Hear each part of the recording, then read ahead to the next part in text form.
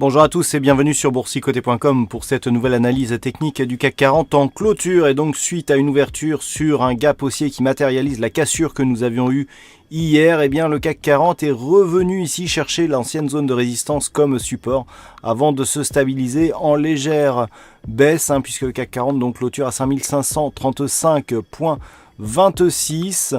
On perd 0,12% et presque 7 points par rapport au cours de clôture de la veille.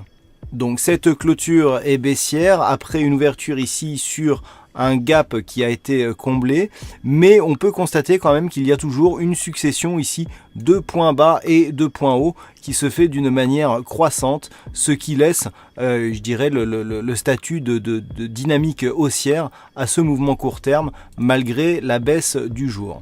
Du point de vue des indicateurs, nous avons une configuration qui reste stable, avec ici un RSI proche de sa zone de surachat et un stochastique qui reste en zone de surachat. Donc c'est plutôt haussier là pour ces deux indicateurs.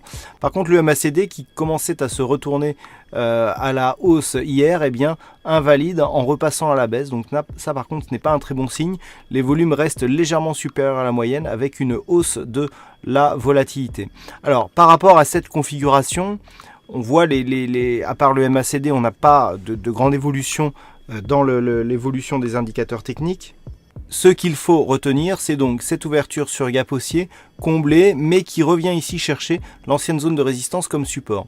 Donc tant que nous sommes dans cette configuration, malgré le retournement du MACD, on a une certaine stabilisation dans l'évolution des indicateurs et on reste ici dans une dynamique haussière. Donc pour demain, ce qu'il faudra surveiller, c'est éventuellement que cette zone ne cède pas. Si elle venait à céder trop rapidement, là on aurait effectivement un risque de retournement, puisque cette zone ici qui était une zone assez importante sur la précédente phase d'évolution ici court terme, si elle ne se maintient pas en tant que support, montrera qu'il y a une certaine fébrilité dans ce mouvement et donc un risque de consolidation.